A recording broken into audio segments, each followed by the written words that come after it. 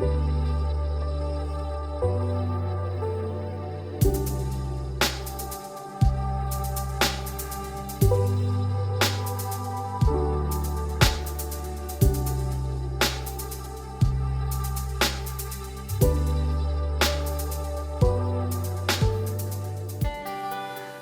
the reading is taken from 1 Kings chapter 18, verses 16 to 40, on page 359 if you have the blue Bibles. Right. Okay. Oh. Is that chapter 10? 16. Okay, right. Oh, yeah, sorry. Okay. Starting at verse 16. Elijah on Mount Carmel. So Obadiah went to meet Ahab and told him, and Ahab went to meet Elijah. When he saw Elijah, he said to him, "Is that you, you troubler of Israel?" "I have not made trouble for Israel," Elijah replied, "but you and your father's family have. You have abandoned the Lord's commands and have followed the Baals. Now summon the people from all over Israel to meet me on Mount Carmel, and bring the 450 prophets of Baal and the 400 prophets of Asherah who eat at Jezebel's table." So Ahab sent word throughout all Israel and assembled the prophets on Mount Carmel. Elijah went before the people and said, "How long will you waver between two opinions? If the Lord is God, follow him. But if Baal is God, follow him." But the people said nothing. And Elijah said to them, "I am the only one of the Lord's prophets left, but Baal has 450 prophets. Get 2 bulls for us. Let Baal's prophets choose one for themselves, and let them cut it into pieces and put it on the wood, but not set fire to it. I will prepare the other bull and put it on the wood, but not set fire to it. Then you call on the name of your God, and I will call on the name of the Lord, and the God who answers by fire. He is God." Then all the people said, "What you say is good." Elijah said to the prophets of Baal, "Choose one of the bulls and prepare it first, since there are so many of you. Call on the name of your God, but do not light the fire." So they took the bull that was given to them and prepared it. They called on the name of Baal from morning till noon. "Baal, answer us," they shouted, but there was no response. No one answered, and they danced around the altar they had made. At noon, Elijah began to taunt them. "Shout louder," he said. "Surely he is a god. Perhaps he is deep in thought, or busy, or traveling. Maybe he is sleeping and must be awakened." So they shouted louder and slashed themselves with swords and spears, as was their custom, until their blood flowed.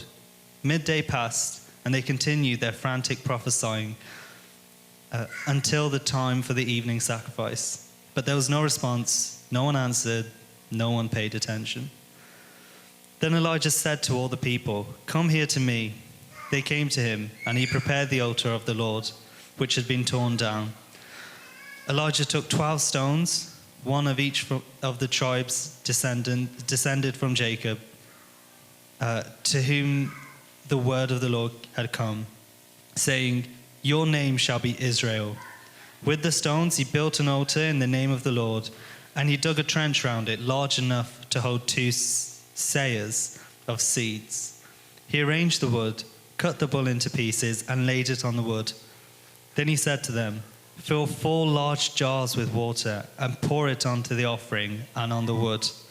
"Do it again," he said, and they did it again. "Do it a 3rd time," he ordered, and they did it the 3rd time. The water ran down on the altar, around the altar, and even filled the trench. At the time of the sacrifice, the prophet Elijah stepped forward and prayed, "Lord, the God of Abraham, Isaac, and Israel, let it be known today that you are God in Israel, and that I am your servant, and have done all things at your command. Answer me, Lord, answer me, so these people will know that you are Lord. So these people will know that you, Lord, are God, and that you are turning their hearts back again." Then the fire of the Lord fell and burned up the sacrifice, the wood, the stones, and the soil, and also licked up the water in the trench. When all the people saw this, they fell prostrate and cried, "The Lord, he is God, the Lord, he is God." Then Elijah commanded them, "Seize the prophets of Baal. Do not let anyone get away." They seized them, and Elijah had them brought down to the Kishon Valley and slaughtered them. This is the word of the Lord. Thanks be to God. Good morning. So we're continuing in this series on the Old Testament stories. And you know, we all have our favourite stories, don't we? Jonah and the whale, popular. Daniel in the lion's den, popular. Noah's Ark, popular. That's always surprised me somewhat, really. God floods the earth, obliterates humanity. And we like that. We even like to put it on nursery walls for our children. It's always confused me a bit.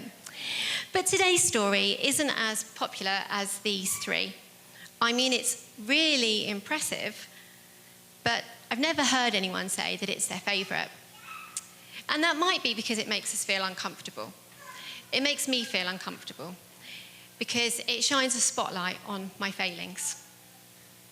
And we've got about 15 minutes together, and I wonder whether in that time I can make you feel just about a little bit as much uncomfortable as I do about this story. But first, a little bit of background and recapping of the story, because it's important to understand whereabouts this book comes in the book of Kings to kind of appreciate what's going on here. So this story about Elijah and the prophets of Baal comes in the book of 1 Kings, and it's chapter 18 of the story. 1 Kings begins, however, with King David in the final days of his life. King David's rule over Israel has been something of a golden age for that country. And the Bible is really clear that the reason for this is that David's heart was undivided, that he loved God and he worshipped him with all of his heart. His son, Solomon, becomes king after his death, and he also did some pretty good stuff. God gave him amazing wisdom. He built a temple for God. And in the dedication service of this temple, God actually appears to him, which is quite astounding, I think. And he says to Solomon, "If you walk before me in integrity of heart and uprightness, as David your father did, and do all I command and observe my decrees and laws, I will establish your royal throne over Israel forever, as I promised David your father, when I said you shall never fail to have a man on the throne of Israel. But if you or your sons turn away from me and do not observe the commands and decrees I have given you, and go off to serve other gods and worship then I will cut off Israel from the land I have given them, and will reject this temple I have consecrated for my name. Israel will become a byword and an object of ridicule among all of the peoples." And you know, it would have been amazing if the story of 1 Kings had ended there. But we read later on that Solomon had many wives. He had 700 wives, in actual fact. Just let that sink in. And he had 300 concubines. And many of these wives, they were from foreign lands that did not worship and did not recognize the one true God. And so over time, Solomon's heart became divided, and his worship was not just for the one true God. And in 1 Kings, it says about Solomon that he did evil in the eyes of the Lord. And because of this, God took the land of Israel and he split the country. He gave Solomon, for David's sake, he gave Solomon and his descendants a tiny bit of that land, the land of Judah, the tribe of Judah. But the rest of Israel he took away from Solomon's descendants, and he gave to another line of kings. And the story from there goes from bad to worse, with many of the kings following Solomon worshipping other gods, particularly Baal, who we've just read about. So, just before the episode that we've read today, Elijah, a prophet of God, has gone to King Ahab and prophesied that there's going to be a drought. No water is going to fall in the land for 3 years. Now, King Ahab in the Bible is described as being a godless man. He led his people away from the worship of God and into worship of Baal. And so Elijah's prophesied that there's going to be a drought, and Ahab thinks that he's responsible, that Elijah is responsible. Although Elijah makes it clear it's because the people have turned their back on God. Now, Ahab is an evil king, and Elijah's life is in danger. So God tells him to go into hiding. Elijah's hiding for 3 years. 3 years where he's described as being in a ravine. And he has nothing at all apart from God. And God sends ravens, birds, to feed him. For 3 years, he is utterly dependent on God. That's amazing. And then there's this other time. It's still in the time of the drought. He's still in hiding, but his water supply has run out. And God's told him to go to a nearby town. So he goes to this nearby town and he sees a woman. And he asks the woman for some food. And the woman, she wants to help him, but she's poor and has very little. And she says, I want to help you, but I've only got this tiny bit of flour and this little bit of oil. So, I need that to feed myself and my son. And Elijah says, I promise you that if you go away and make me a little cake with this flour and oil that you have, then until the drought is over, your flour and your oil will not run out. So she goes away and she does it, and the flour and the oil don't run out. God literally refills that flour and that oil every day until the drought ends. So that's, pretty amazing stuff. That was right before the episode that we've just listened to. God tells Elijah that now is the time to go back and confront Ahab. And Elijah, knowing how much danger he's in, he goes, just like that. And this really is the point that the last 18 chapters of 1 Kings has been building up to. He tells the people they need to make their choice between God and between Baal. If you like, it's sort of a showdown between Elijah, the prophet of God, and the priests of Baal. It's all been leading to this moment. So just try to appreciate this for a moment. It says in the passage that Elijah is the only man of God left. All of Israel have turned towards Baal. And he's up against 450 men. Elijah, in human terms, is in some serious danger here. Baal, by the way, was a Canaanite god, a pagan god of fertility and of the rain. The name Baal actually means demon, which gives you an idea about the kind of evil that this so-called god represented. Worship of Baal involved, and I'm sorry if this upsets anybody, child sacrifice and prostitution. The priests, the ones that Elijah is facing, are the ones performing the sacrifice. That's the kind of danger that Elijah is in. But he goes. So Elijah proposes, as we've just read, that they each cut up a bull, lay it on some wood, but not set fire to it. They'll pray to their separate gods, and the true God is the one who sends the fire. Elijah puts everything in their favor. He lets them choose the bull. He lets them go first. He even douses the altar or the wood 3 times with water. He pours it in to the area around the trench. He's giving them the upper hand entirely. And I don't know if you got a sense of this, but I love this next bit. The priests of Baal, they start praying, and they're praying all day, and nothing's happening. Baal is letting them down big time. And Elijah, he's so outrageous, isn't he? Come on, shout a bit louder. Maybe he's asleep. Maybe he's gone on holiday. Come on, surely he can hear you. You can almost hear him saying, you think Baal's going to save you? You think he's going to light your fire? Well, nothing happens, and Baal fails. Then it's Elijah's turn. And as I said, he pours that water on the wood, the meat, and into the area around the wood, and he prays to God. One prayer, that's all it takes, because the one true God doesn't go away on holiday. He doesn't stop listening to us. One prayer is all it takes, and it's so powerful that that fire of God falls It burns up everything and dries up the water. It's an amazing story. Against all of the odds in human terms, God's glory and might and identity as the one true God is confirmed and revealed. And it just sends shivers down my spine to say that story. I don't know if it does the same for you. But at the same time, it makes me feel really, really uncomfortable. And these are the reasons why. The first is that Elijah presents a real challenge to me about my own faith and my willingness to go when called. Elijah knows that his life is in danger, but he goes.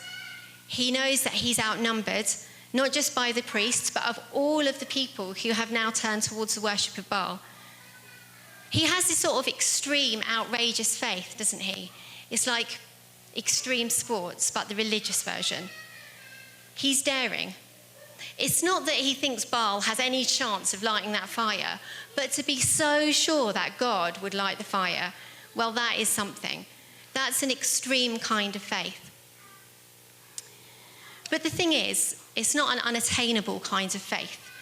Don't think that Elijah was born with this extreme sort of faith, or that he just woke up that morning having had a quick download in the night. No. This is someone who has seen God work and come through for him time and time again, so he knows that he can trust him. Do you remember the story I told you about the ravens and the story about the widow and the oil and the flour that never ran out? Elijah's faith has been growing and deepening over those 3 years in hiding, where he's had nothing but God. God literally fed him, where he learned utter dependence on God. He's had 3 years of receiving every single day from God, literally receiving what he needed to survive, so that when this confrontation comes, he has everything he needs. He's ready. He knows that God is on his side. He knows God's power, and he acts on God's power. The question is, do we? Do I? I mean, God's never sent me to take on 450 ruthless, child-sacrificing demon worshippers. But if he did, I'm not so sure I'd respond to that call quite so quickly. I mean, if I'm being kind to myself, I would say it's taken me 10 years to respond to the call to train for ordination. It's not quite the same thing. So I think we need to pray for outrageous faith. We need to recognize every day, like Elijah did, that God is taking care of us. And we need to expect those miracles. And when they come, we need to recognize them for what they are, not as coincidences or with logical explanations. And then we need to pray again for a bit more outrageous faith. And then here's the second reason that this story makes me uncomfortable. Elijah not only has outrageous faith, but he has courage to challenge the culture around him. And I don't know whether you would have necessarily picked up on this, but do you remember how I said I found it really funny when he's taunting those prophets and he's going, come on, talk a bit louder. Maybe he's gone away on holiday. Maybe he's having a sleep. Seems really funny to us. In fact, pretty absurd. But the reality is that in the ancient world, that's actually what they believed about their gods.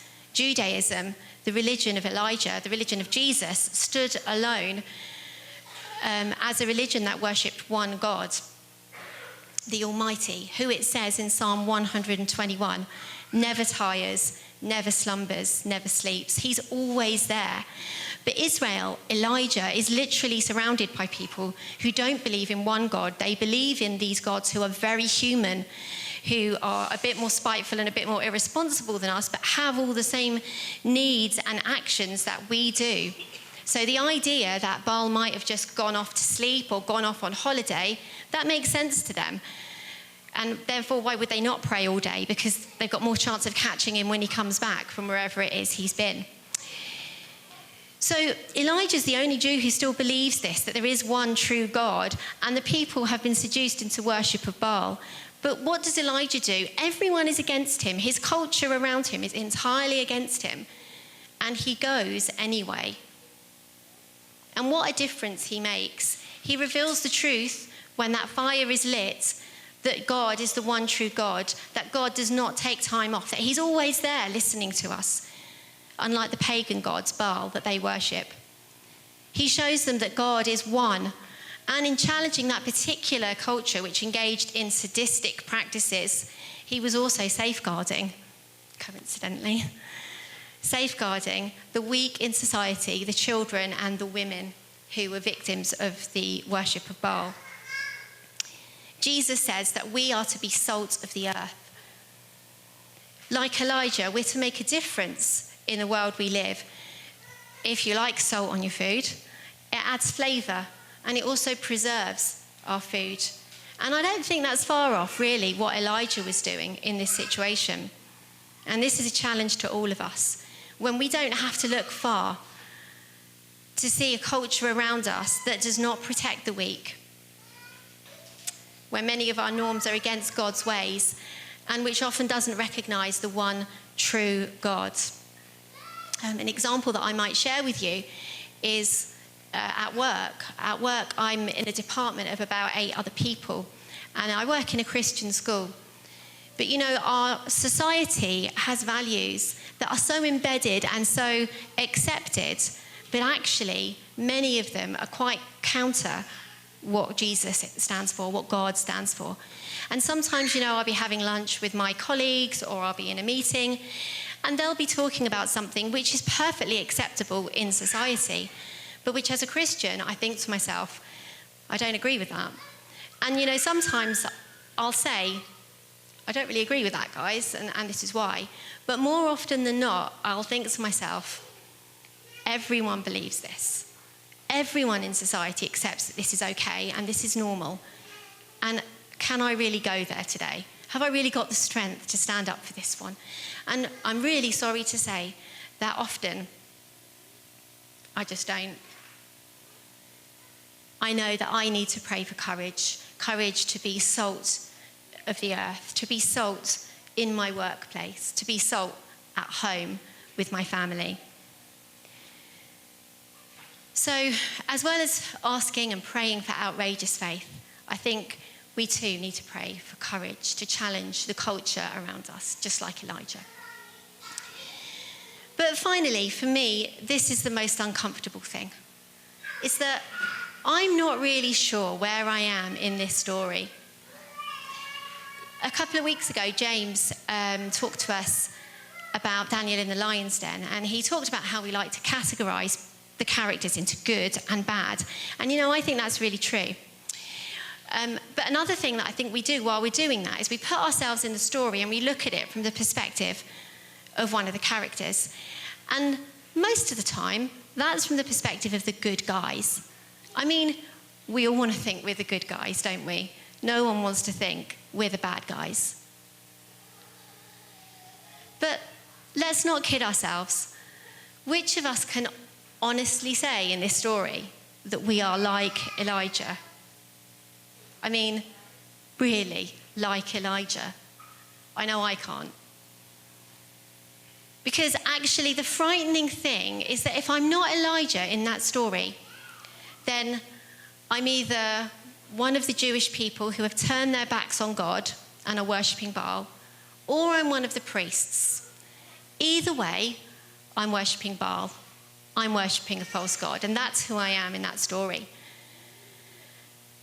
And, you know, I may not have a statue of gold in front of me or a statue of bronze that I bow down and worship every day, but I'm worshipping Baal every time I give something else the place in my heart that is rightfully God's. Do you know, those things that we use to fill a hole inside of us that really only God deserves. Our gods or idols will be different. For some of us, it will be obsession with our appearance, our weight, for example. For others, it will be binge drinking or money or gambling or addiction to work or shopping, consumerism, TV, technology, social media addiction. The list probably could go on. Most of those things, you know, in themselves are not bad. They become a problem when they become more important to us than our relationship with God. Now, the example that I wanted to share with you, because I've had many idols over the years that haven't been God. The example I was going to share with you was about consumerism, actually. But as we were worshipping today, I've got to say that it's one of the very few times that I've genuinely felt God say something to me. And it was for some reason that the example I thought I was going to share with you, I'm going to share a different one with you. And I think this was probably the first idol I had. And it was really a crunch point for me in my faith. When I was a teenager, I became utterly obsessed with my body image, and particularly with being the thinnest that I could be. This became a really unhealthy attitude that I developed over a few years that eventually developed into an eating disorder. Being thin had become my goal. And, you know, I really thought I loved God. I really thought that I was living for him. But actually being thin and doing anything I could to lose weight actually became what I was living for. And, you know, I just think about how I used to feel when I thought, oh, I've got an opportunity here to skip a meal, or I've got an opportunity here, I'm going to go and make myself sick, or something like that. And that feeling that it gave me, you know, it gave me a bit of a buzz, really, if I'm honest. But that feeling didn't last, you know. That feeling that, oh, if I'm so thin, everyone will think I'm amazing. And, oh, and you know, this boy might like me. Stupid things like that. Did it ever fill that hole that I was hoping it would fill? No, it never did. It's like Elijah saying, you think being thin, you think that's going to save you. You think that's going to light your fire. Because actually what these things end up being is really, really unhealthy. And, you know, now I have other idols. I'm not saying that I've got it all sorted out, because I haven't. And, you know, an example that I think we see a lot of in our society and it's become very accepted very quickly is social media. And, you know, you only have to go onto a bus or to a cafe to see everyone glued to their phones. And that eternal quest for approval online, people to hit that like button at something that you've said, because we think it's going to fill a hole in us. We think it's going to make us complete. And we're giving that sense of approval that we're giving something that belongs to God. We're giving it to our phones and to social media. And you really don't have to go that far to see that. And it's like we think these things are going to save us. We think our phone, we think Facebook and Instagram, we think it's going to save us. We think it's going to light our fire. But actually, it never does. And, you know, it won't surprise you to know that the rise in teenage mental health problems completely coincides with the rise of our smartphone generation. You know, that young people are being so damaged by something because it takes their time, it takes their energy. The average young person spends more than 6 hours a day on their phone. That is becoming their God. But it doesn't light their fire. It doesn't save them, like so many things. Nothing will light that fire. You know, that fire deep inside of us, that fire that brings us to life. Only God will light that fire. And that's why those things are so unsatisfying. So I'd like to invite you to think about your idol, whatever it may be now. Because we all have them. And ask yourself, is that going to save you? Do you think it's really going to light that fire? Because I can tell you it won't. Those other things, you know, they seem great at the time, but they just seduce you. And they take your attention away from what really matters. And in the end, they just damage you. There's a book by C.S. Lewis, who is a famous writer of The Lion, the Witch and the Wardrobe. It's called The Screwtape Letters. And in this book, Screwtape is a character. He's a demon. And he tells his nephew his plan to make the world one overwhelming noise that will drown out the voice of God so that humans are no longer able to hear it. And that's what these idols are, these things that we give this status to. That's what they are. They're false gods that prevent us from hearing and experiencing all God has for us and all he wants to do with us and the relationship that he wants us to experience with him. And in the end, they often damage our lives. Now, Elijah, he had 3 years where all he had was God. He didn't have those distractions. He had no idols. Maybe it's time to be honest with ourselves about where we are in this story. Maybe it's time to bring our idols before God, to put them on the fire, to silence that overwhelming noise that the world is trying to distract us with, and to give back to God his rightful place in our hearts. Amen.